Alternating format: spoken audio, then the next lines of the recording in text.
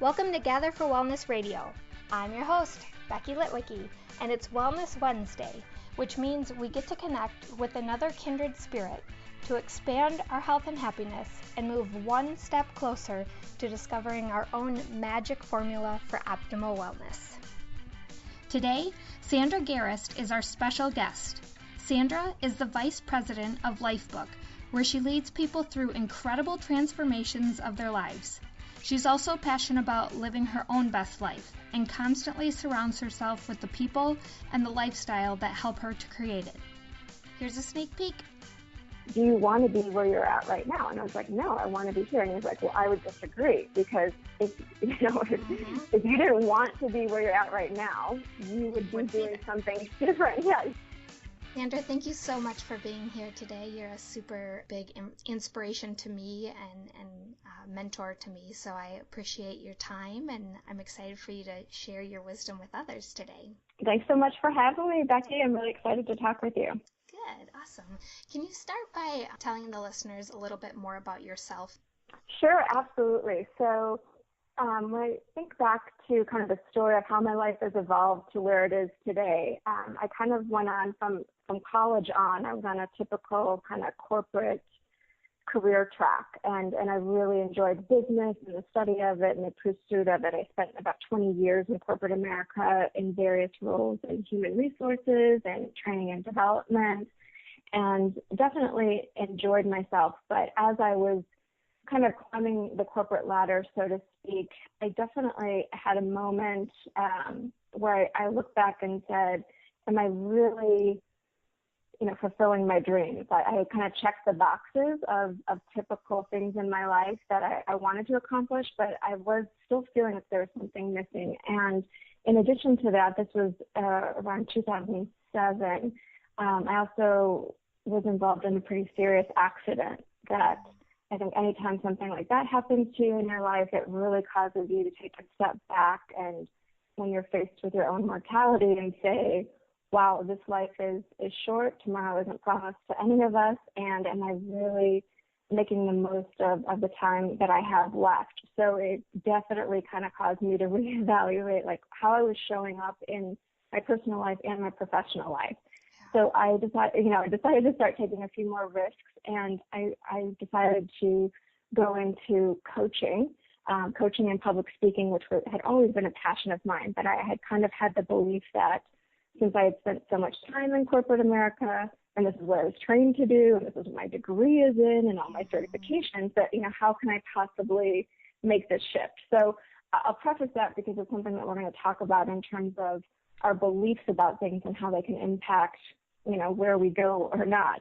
But I decided to, with that, facing that fear kind of some of my own health challenges and my quest to recover fully from that, physically and emotionally, I went deep into the study of wellness, and it's always been a passion of mine to help other people achieve their best in life. So now, kind of fast forward, I feel so privileged. I've done a lot of work in coaching, and now as vice president for a company called Lifebook, I get to really live my dream every day of helping to maximize people's potential and draw the best out in them. So I feel it's a huge honor to kind of be this catalyst in helping others to live their best lives. And along the way, it's a growing experience for me, always learning new best practices and how important it is to focus on, having a great life and put a plan in place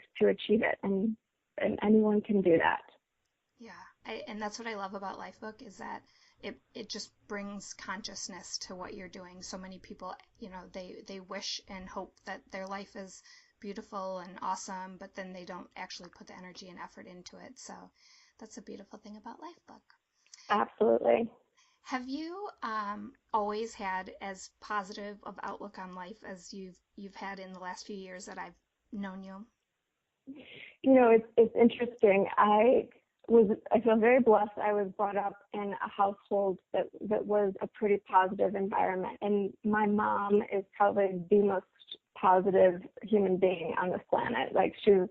she's just radiates positivity. So I think I was brought up modeling that and seeing that, but I was definitely not. The level I would say I'm at today far exceeds where I was even just 10 years ago. Yeah. So it isn't, it was probably born into me a little bit, but I would say much more of it has been the work I've been doing on my own life over the last 10 years. Right. So if it sounds like maybe just positivity somewhat comes a little bit naturally, but when things get tough, it's extra hard to stay positive. How do you maintain such a positive spirit during those times?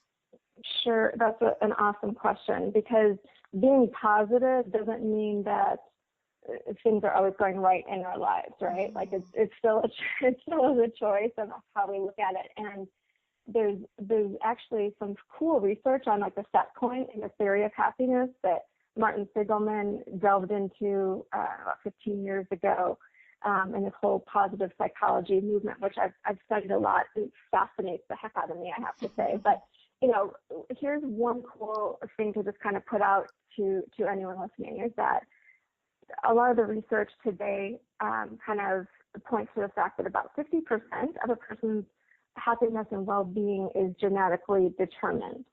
So what that means, though, is about the other half of it is in your control. There's things that, you might not be able to change your baseline, but your goal can be to reach the top of your range. And so by simply changing some of your habits and beliefs, you can trump your genes. Even if you feel like I was born as kind of like a glass half empty person, you can switch that to being more of a glass half full person if you want to. So I would say for me, some of the things that I've implemented through, just great suggestions from other research out there and things that really resonated with me are, one, are social connections. It's widely known that, in a lot of happiness studies, that the quantity and quality of our personal relationships, whether it's friends, family, acquaintances, work acquaintances, that when they have more healthy bonds and encouraging people around them, that they are much more likely to be happy. So I did some clean sweep of just like people, I don't tolerate negativity in my life. I don't tolerate people, I want people that are for me in my life, and I want to be for them. So that's big. It's just like feeding and nurturing the people that are closest to me, and not making room for people that are just Debbie Downer. It has no place in my life. So the second thing that really helps is gratitude, and that is something that people talk a lot about, but the power of it, I don't think, can be overstated. Right. It's such a predictor, of just having a grateful outlook. So one thing, and this was shared by someone that I was coaching actually a few years ago, that has really stuck with me, is that in times of challenge, when something bad is happening, perceived negative in our lives, of simply having the mindset to ask yourself, why is this happening for me? As opposed to the likely question that kind of, it's like, why is this happening? Why me? Why is this happening to me? Why is this happening for me? And look for the gift in it. And also go back to what is it that you still have to be grateful for? Because especially in a really devastating situation, we can get all consumed with like this one negative situation. Right. And in times of loss, you need to breathe. You need to process that. I'm not saying overlook that, but really looking for how do you balance that in your mindset and the gratitude connection, the questions you ask yourself about the situation can make a huge difference. Yeah, I totally agree. I love that question too. When I heard it a couple years back, I was like, that's just amazing. Like to switch it and to try to spin it. And I'm sure for you with the accident that you went through, that's a perfect example. Like you're grateful that you're still alive, even though there are challenges. And yeah, I was going to say immediately following that, and I would say for a good year to 2 years after it, I was definitely battling like fear and a little bit of like that, why did this happen? This really could have set me back. But in any of those moments, I could instantly jump to, man, it could have been so much worse. I could not be here today. And so like that kind of puts it in perspective, and you can say, start from there, no matter what challenges I'm working through. you still find the gratitude in the support that I had around healing and, the fact that I have a chance to still heal. Yeah. The last quick thing I would say, Becky, in terms of positivity, which is such a strong connection, is health and fitness. And so working out, I mean, just, people talk about the runner's high is a great example, but it is so true that the endorphins and things like that produce feelings of euphoria are definitely enhanced when you're working out. And it also has, beyond just the temporary high, the exercise, like a quick run, a quick jumping up and down, something can bring on. The long-term effects towards happiness are really well documented as well. So simple things that we can all do to help shift our state. Yeah, I agree. Awesome. So if somebody, I feel like this is the perfect time of year that everybody focuses more on setting goals, whether it's to be more positive or have a six-pack or lose some weight or, whatever it is. I feel like a lot of times, though, those New Year's resolutions tend to people fail. So what recommendations do you have for people so that they can make goals that actually stick? Absolutely. So I could probably talk for a whole day about this kind of stuff, but I was trying to think about what would be most impactful for people to hear. I would say I kind of boiled it down to three things. That achieving lasting change, or like achieving your goals, includes kind of three things in my mind. It takes a sustained, clear vision for your future, a positive outlook, and empowering beliefs. So it's not just enough to set intermittent goals, because oftentimes one of the reasons that people lose kind of some speed on their goals is they seem more like work and they don't see them connected to a bigger picture or a bigger vision. Right. So having a little bit of a longer term vision beyond the year to help pull you towards, because in the year you can only get so much accomplished. So, but if you say, I'm working on something, let's say it's going back to, I want to go back to school and get my master's degree. Well, that can seem like so long away, but it's the goal, keeping the end in mind will help to motivate us at the beginning of the year. So making sure that whatever goals or resolutions you're setting are connected to a long-term vision that is meaningful to you, that has purpose. It's not your parents' dream for you. It's not your spouse's dream for you. It's really your dream. So that vision is super important. You can change your future simply by changing your vision for it. Then I would say the other big breakdown that happens for people typically at the beginning of the year is that they might set intentions, resolutions, goals, what have you, but they might just have them in their mind, or they might just say them out loud.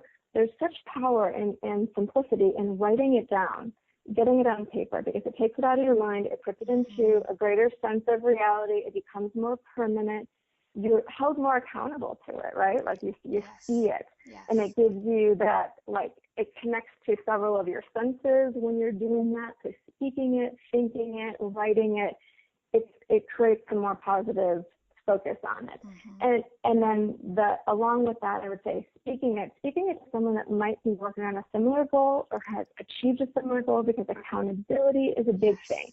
It goes back to even kind of having positive people in your life, the people that can kind of call you on your stuff when you're discouraged and when you're inevitably going to face some challenges. So that would be big, I would say. Yeah. And then in terms of beliefs, and here's a powerful thought. I read an interview, a transcript of an interview last week. A gentleman named Brad Yates had given, and he said, to the extent that we are not living our lives exactly as we want, with the love and friendships we want, the abundance we want, and the happiness we are seeking, it is to that extent we are resisting it.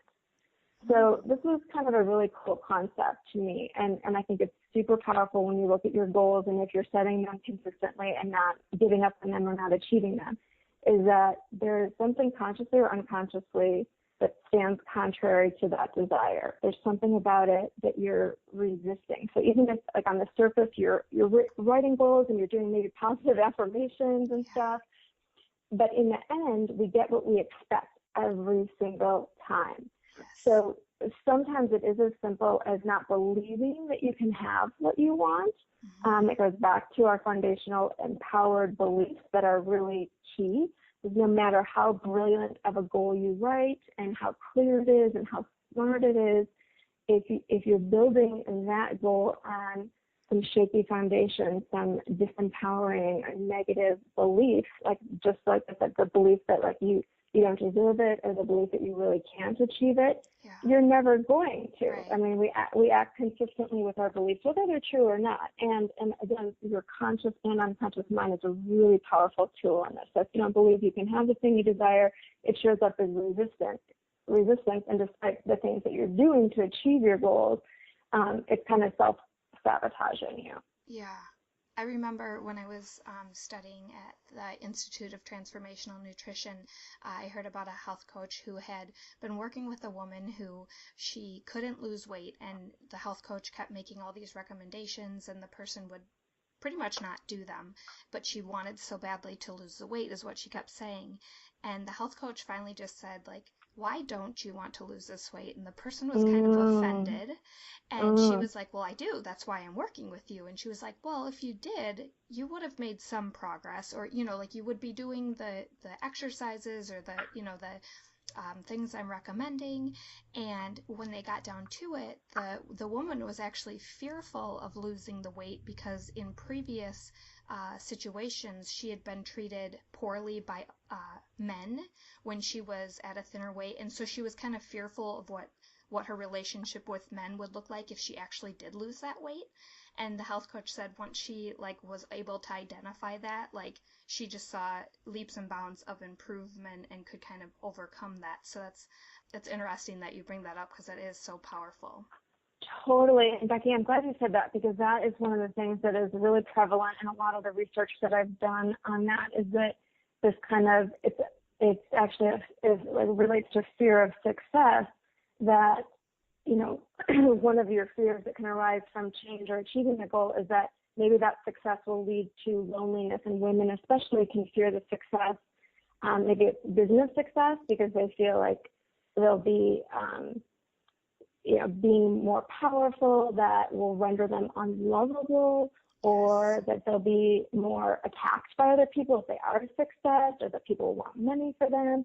A big thing to do with weight too is like becoming more attractive could jeopardize some of the ways that people treat them. So it's some of these things that like they're really projecting out. And, you know, some of these fears are real. Like, you know, might some of your relationships change with people because of success or because of weight? They might, but just identifying that, and, you know, some of them are very unrational fears that might never come true, but that might, you know, so just kind of looking at those.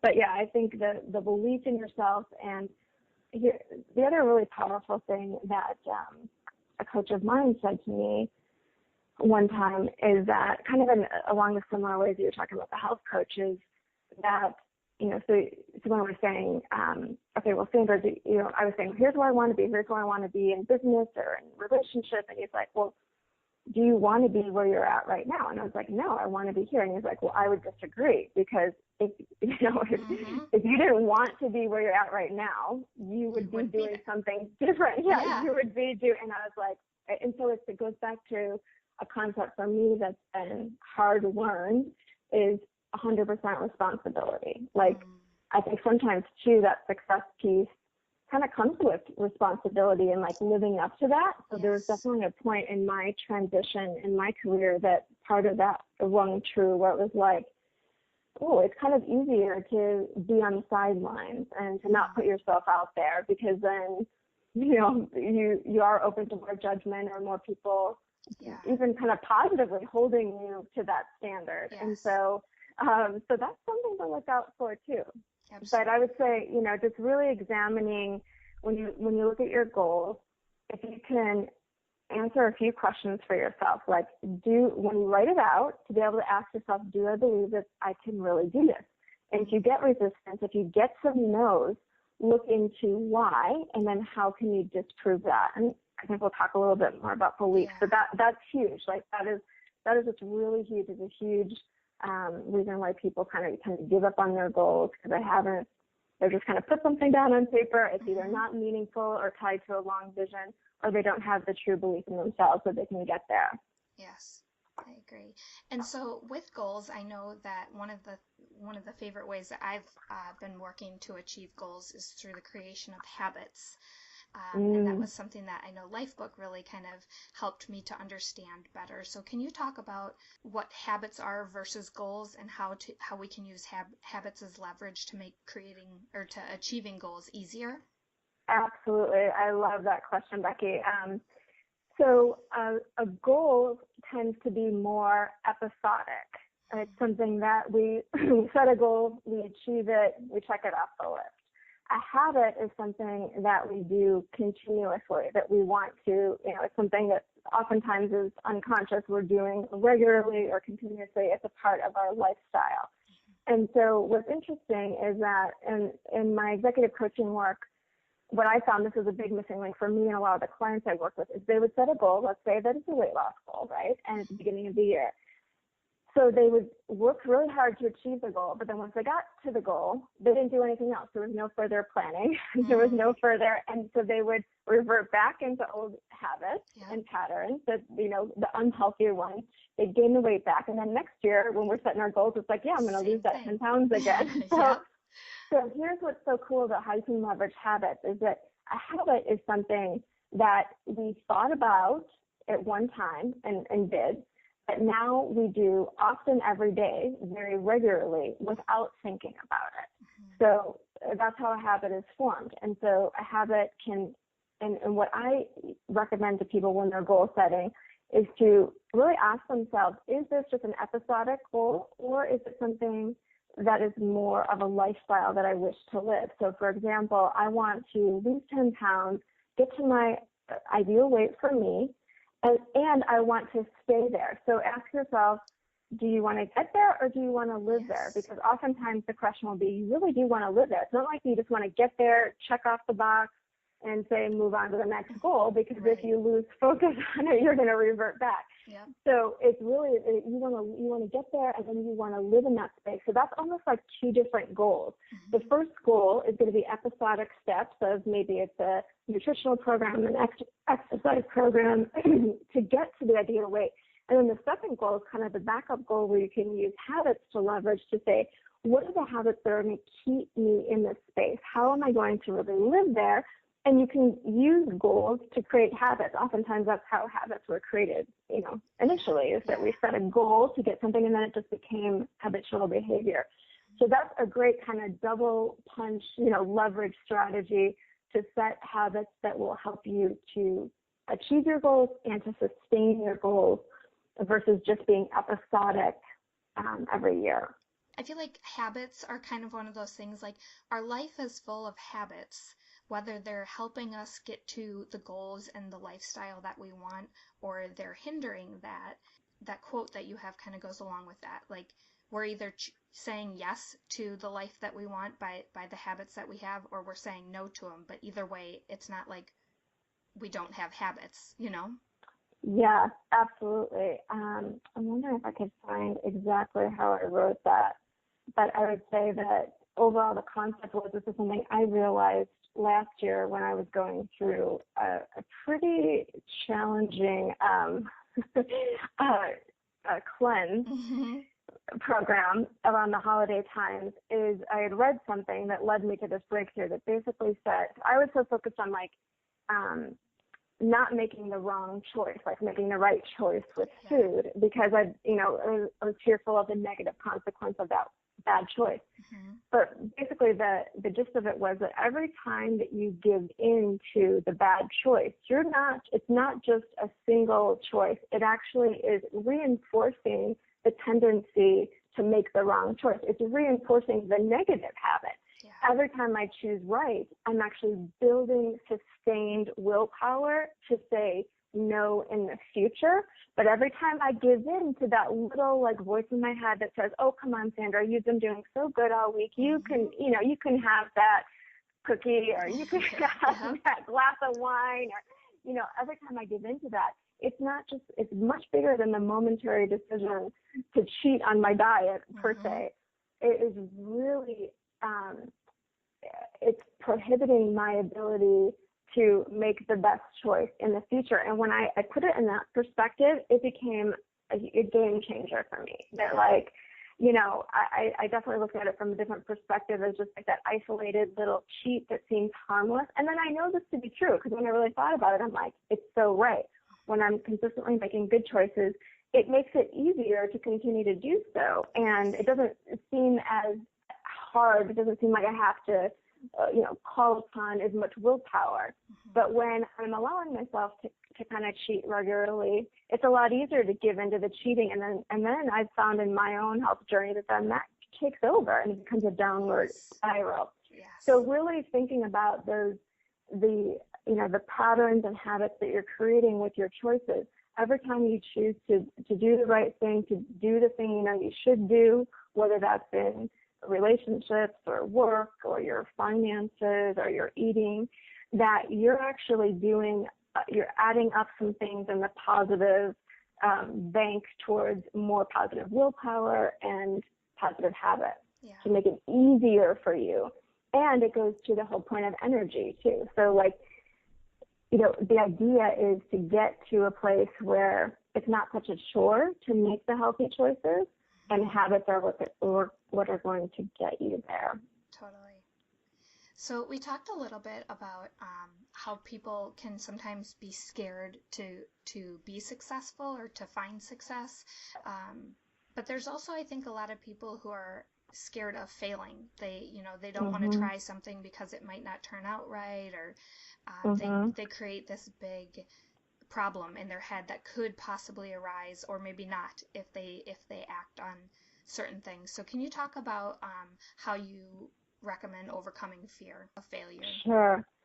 So I want to first say this because I think it's important for people to kind of understand and maybe not beat themselves up so much, whether they're having fear of failure or fear of success. But any time that you're about to call forth your greatest and best self, meaning you're having the courage to set some goals for your life and for the next year, and to call upon this better vision of what your life can be, you also call forth some fears along with it. And you have to be able to face those fears head on. There's a quote that I have in my notes from Sandra Garest who says, "Fear is a natural reaction to moving closer to the truth." So, and so we have to be able to face these fears head on if we do want to have a great life.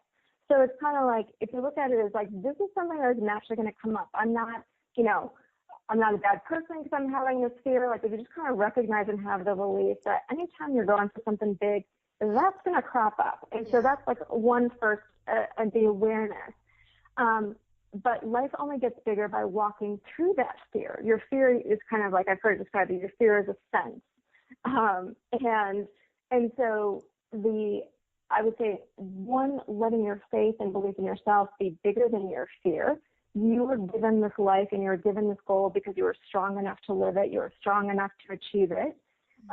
You would not be able to accomplish the goal or the dream if it didn't really resonate with you. If it's something that you hold true, even if you have some self-doubt and some fears around it, it wouldn't be your dream or your goal unless you had the ability to achieve it.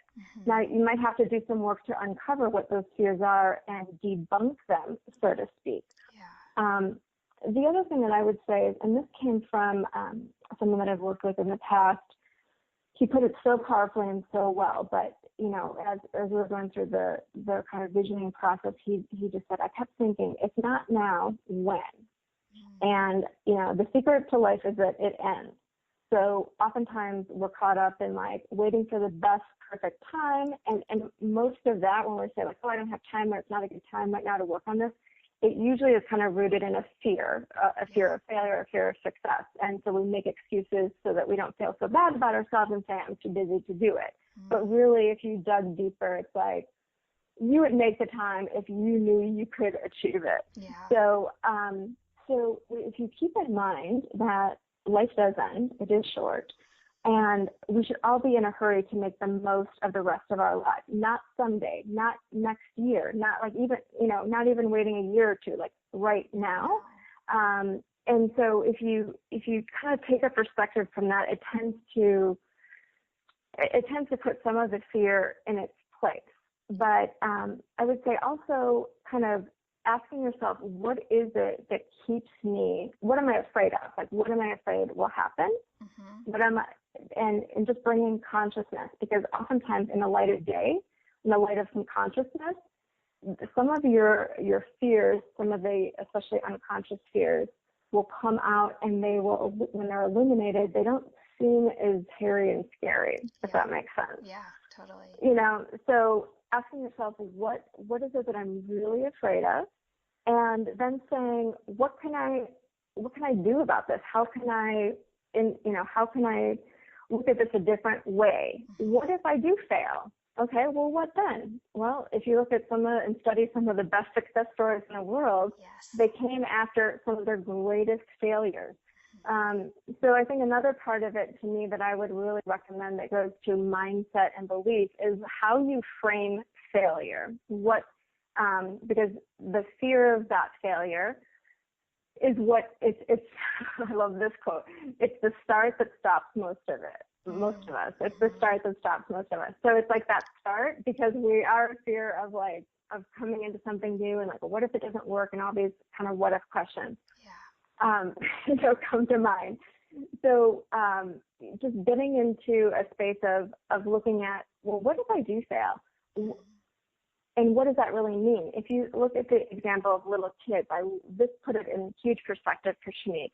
When a little kid is learning to walk, for example, they're going to fall a lot, right? They don't just stand up one day and start walking across the room. There's a lot of bumps along the way. And what do the parents do? They're like, oh, poor Johnny, good job though, cheering him on, to get up again and keep making a few more steps. We don't say that they're a failure because they haven't been able to walk yet. We say they fell, not that they're a failure. And so as adults, somehow in our mindset, I feel like it shifts, and people take the failings upon themselves. They characterize them as mine and negative. But how radical would it be to expect failure and actually embrace it?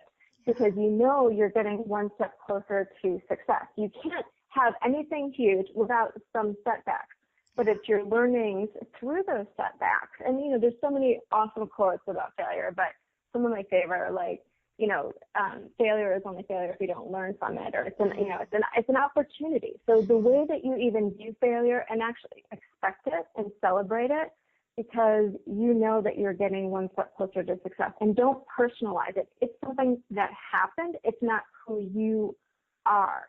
It doesn't go to your self-esteem. Don't let it define you, because it's not the circumstance. It's really how you react to it, and you come out of it better, maybe more inspired. If success was easy and it just came easily to everyone, and the first time you set out on a goal, you achieved it, it wouldn't be that exciting when you got it either. Yeah. So I think keeping that in mind, just how you even perceive the word failure, can you replace it with another word? Can you replace it with a learning? Because it's just one step on a big journey. At the end of the day, when you look at all these successful, whether they're business tycoons or artists or actors or political heroes, they got there along the path of some serious breakdowns and failures, but they're deemed successful people. That's so beautifully said. You're awesome. So one of the things that when I went through Lifebook, I learned about something called limiting beliefs, and prior to, I had not really known or understood what that would be. But for me, uncovering some limiting beliefs since going through Lifebook has been transformational in ways that I can't even really put to words. But I feel like a lot of times when we're goal setting, if we have that foggy or that skewed vision in mind, it's because of limiting beliefs. So can you talk about what limiting beliefs are? Sure. So beliefs are they're the windows through which we view the world. They are the patterns of thought about how we think about situations. they're learned. So the great news is they can be unlearned. There are, they're basically rules. Everyone has a set of general rules or beliefs, and what we tell ourselves in specific situations and how we react to certain situations in our lives depends on these rules that we hold. So I want to share this awesome quote by a first-century philosopher named Epictetus, and he said something that totally rings true today as it did in the first century. He said, "People feel disturbed not by things, but by the views they take of them." So in other words, the difference between often kind of languishing about something and flourishing depends on how we choose to see our circumstances. And you can probably think of an example in your own life where you've been in a situation, something that maybe was challenging. Maybe it was a layoff from a job, and two people that you know got laid off, maybe in similar circumstances, downsizing in a business, and one person sees it as this like tremendous opportunity to go pursue their dreams. The other person is like, it's the worst thing that's ever happened to me. My life is ruined. So it's a belief. It's a belief. It's the way that they're choosing to see that circumstance. So it's not necessarily the circumstance itself. You can take pretty much any circumstance, and one person can look at it one way and make it more of an inspiring or positive experience. Another person can look at it and find why it's bad for them.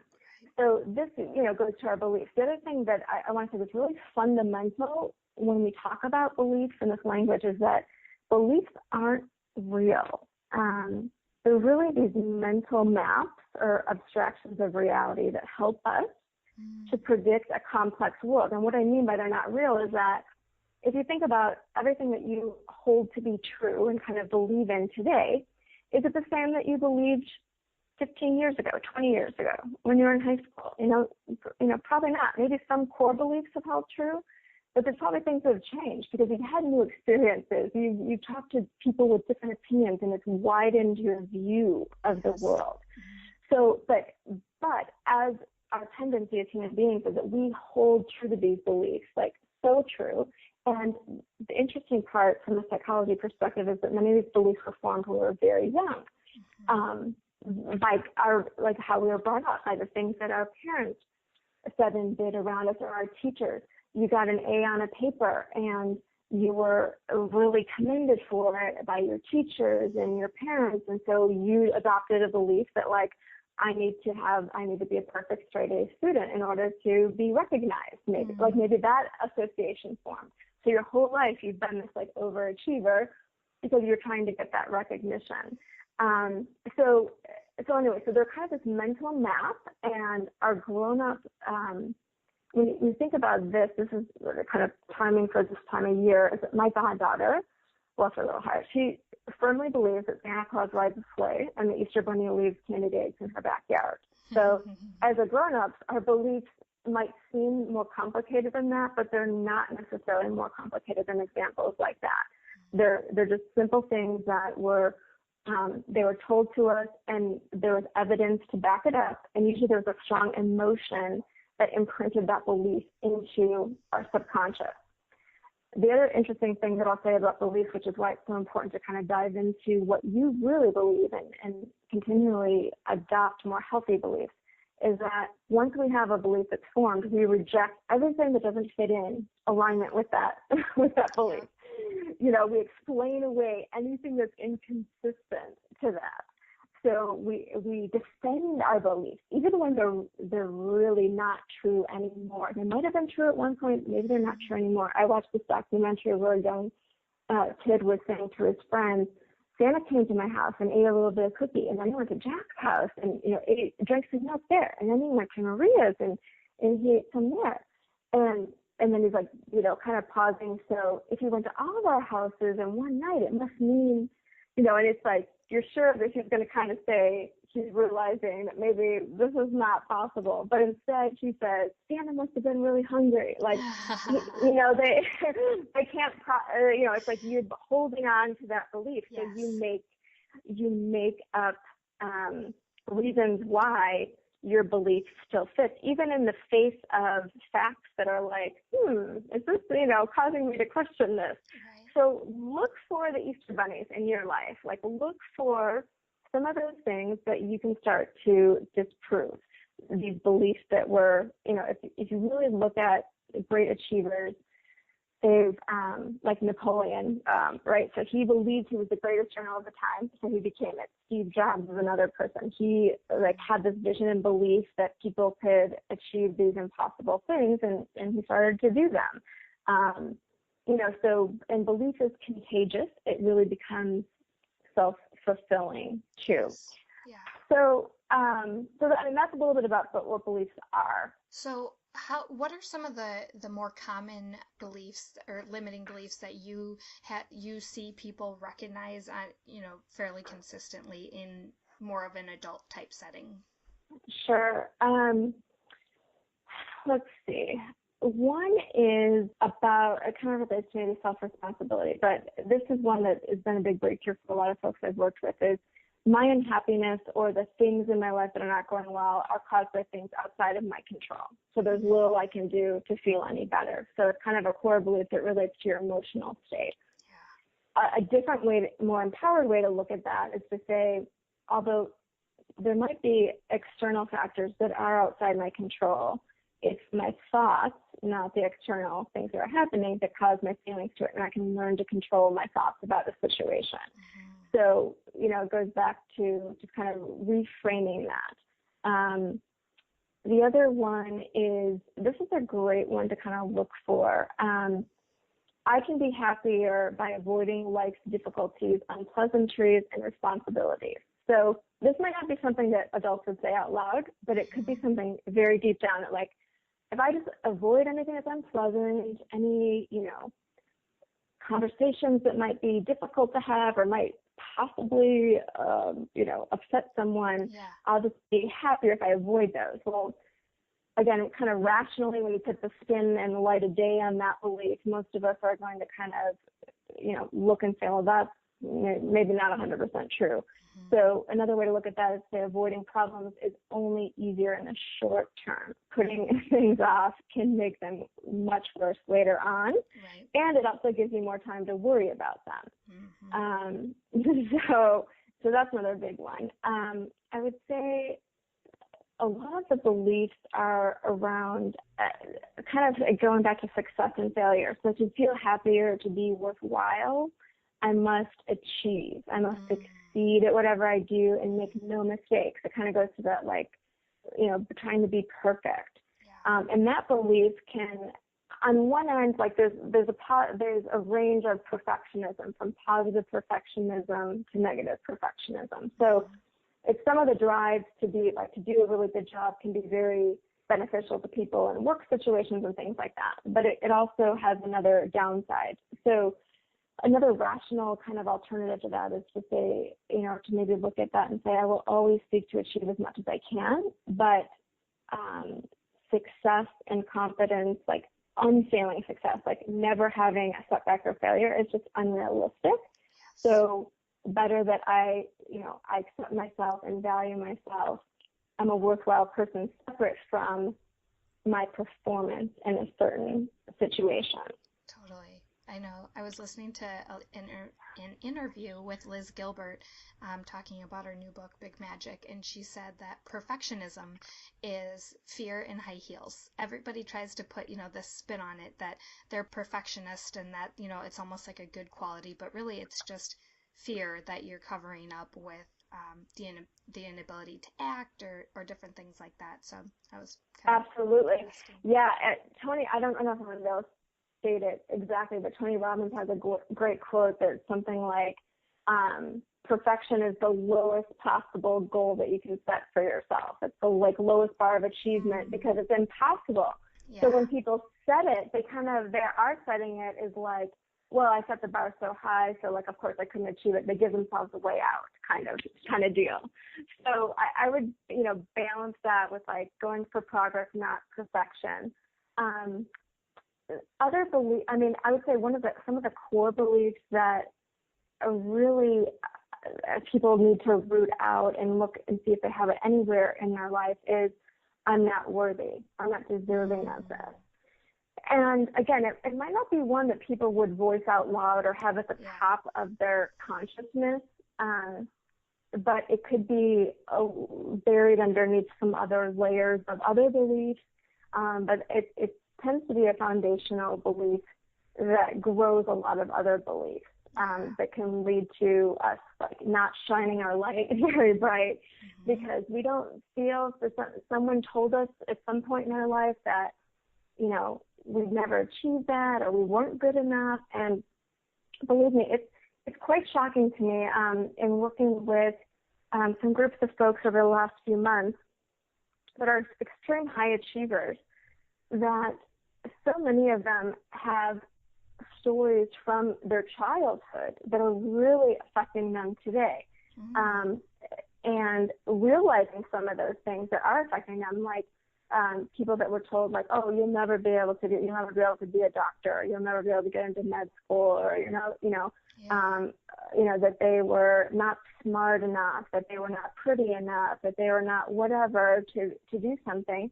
And in many situations, people I'm dealing with, like, they recognize that, and it's still an emotional kind of pain point for them because they vividly remember it, but they use it as a source to, like, I'm going to prove you wrong kind of thing. But here's the deal. Like, again, it still is kind of like it's letting someone else's view impact you. So getting real clear on your own self-worth and your amazingness, and not letting other people the words that they speak over you, not letting them sink in if they're negative.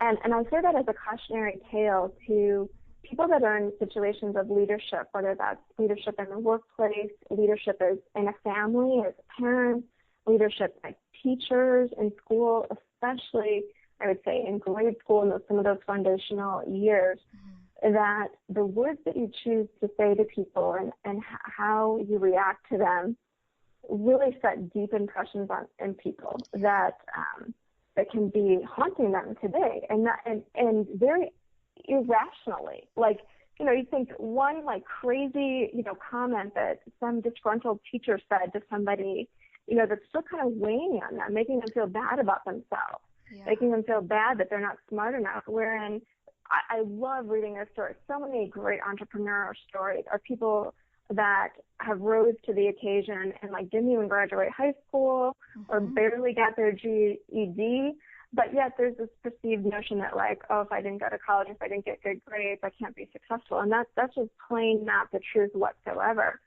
So, be really careful about some of those things that are programmed into you and look for them. Like, do I feel like I can accomplish this? Do I have the wherewithal? Do I deserve to achieve it? Like, what does that even say about me if I do achieve this goal? So you can really dig into some of those to find some of those limiting beliefs. But I think one of the core things to just ask whenever you're setting a goal is really ask yourself, do I deserve to have this? Do I believe I can achieve it? And if any resistance, if any like pit in your stomach comes up when you ask yourself that question, you've got some work to do. Absolutely.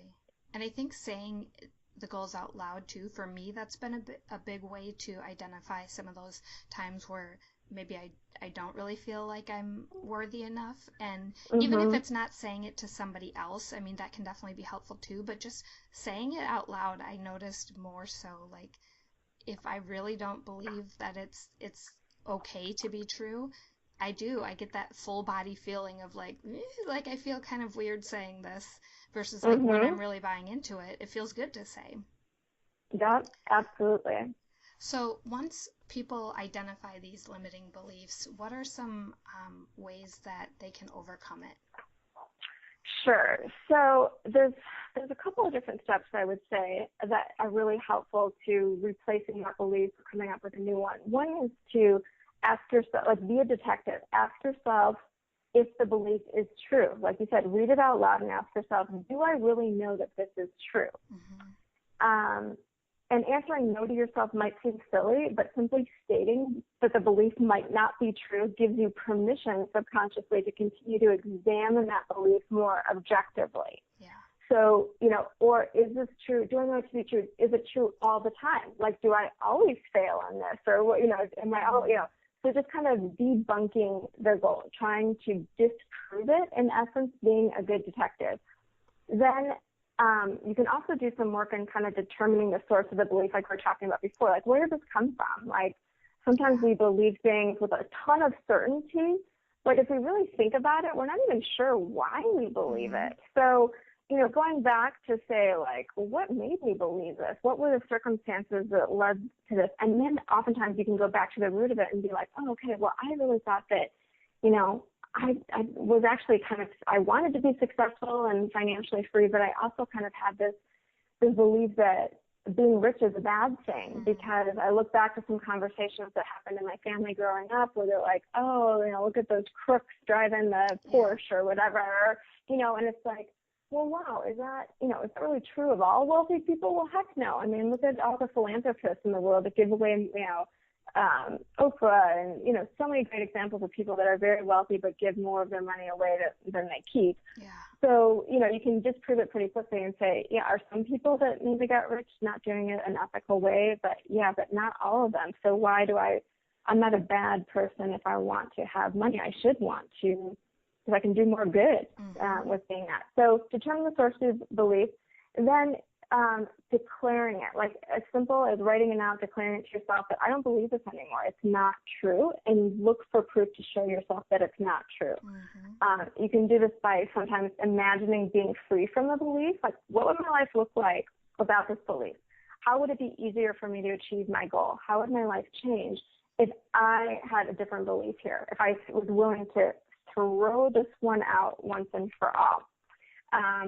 And then replacing the belief is pretty important. I would say that's a big kind of process for sometimes. Sometimes actually when you illuminate one of these limiting beliefs, it's so clear when it kind of comes out in the open. You're like, oh my gosh, that's so not true. I can't believe I've been like holding on to that premise. You can simply just kind of throw it out. But other ones take a little bit more work. So you can look at what belief might counteract that old belief.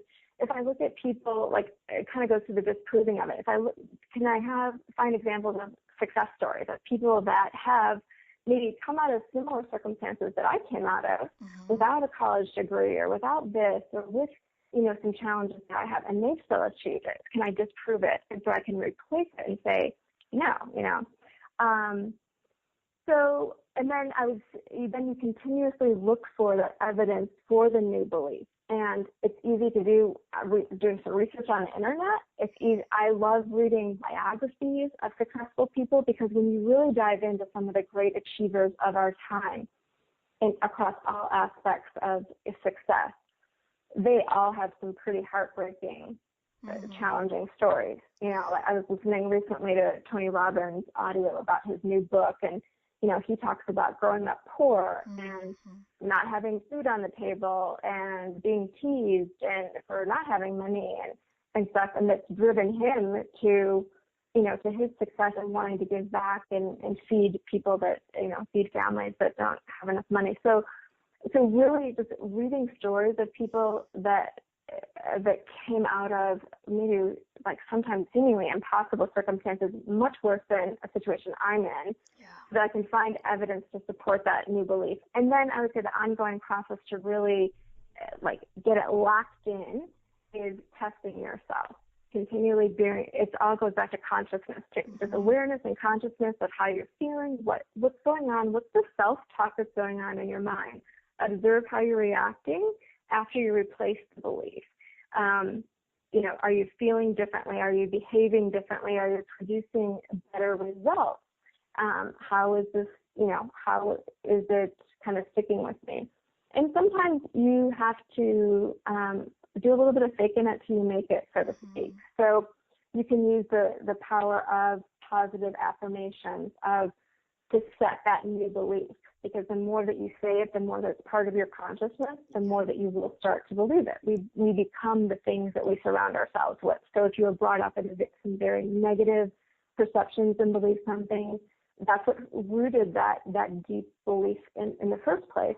How do you overcome it? You surround yourself in positive, reaffirming, empowered belief situations that you can create yourself or One of our members does something really simple and kind of fun, just writing with dry erase markers on like your mirror in your bathroom, writing an empowering phrase or belief or sentence. So it's kind of always in your peripheral. It's always in your subconscious. Post-it notes work great too. If you're really working on something that you want to program deeply into your consciousness and into your subconsciousness, have it around you. Surround yourself. Make it your screensaver. I do that with my theme of the year, Becky, like my word or theme of the year. I put it as like a screensaver on the back of my computer. So it's kind of always circulating. Always there, yeah. And another one I've heard you say is to use it as your password for things. So you're constantly saying. Yeah, absolutely. Awesome. There's so many great tips. Let's end with 2 quick questions. If you had 5 minutes to create better wellness, what would you do? I would say focus that 5 minutes on what are the first things that you do in the morning, your morning ritual, and make those 5 minutes meaningful. There's a lot of great examples out there. The 5-minute miracle by Hal Elrod is one great kind of simple thing, but it's really taking 5 minutes, one of the first things you do in the morning, and putting in some positive rituals into your day. Yeah, I totally agree. It sets your day right. And then what's your favorite health habit? One that I picked up from hanging around Lifebook members several years ago are green smoothies. And Becky, you're one of my favorite producers of green smoothies. But just having that is an easy go-to that I can make on a daily basis so that it makes me feel much better about, everything else that I do in my day. It just kind of sets the tone. I know I'm getting good nutrients. It's easy for me. I found recipes that I enjoy, even though sometimes they look scary or they're green or whatever, but, I just feel so good about putting that nutrient in my body. So it's been a habit that I've been able to stick to. Awesome. And I love it. Beautiful. Sandra, thank you so very much for being here. I really appreciate this, and it's going to be very helpful to a lot of people. Oh, it's been my pleasure, Becky, and thank you for all the work that you're doing. You're such a positive example out there for health and wellness, and I really appreciate you asking me to join you. Absolutely. All right, we'll talk later. Okay, bye-bye. Bye. Thank you so much for joining us for today's episode of Gather for Wellness Radio. We'd greatly appreciate if you'd leave a review over on iTunes, Stitcher, or the blog. And don't forget to share this episode with your friends, family, and on social media. We hope you'll join us for the next episode. But until then, keep being awesome.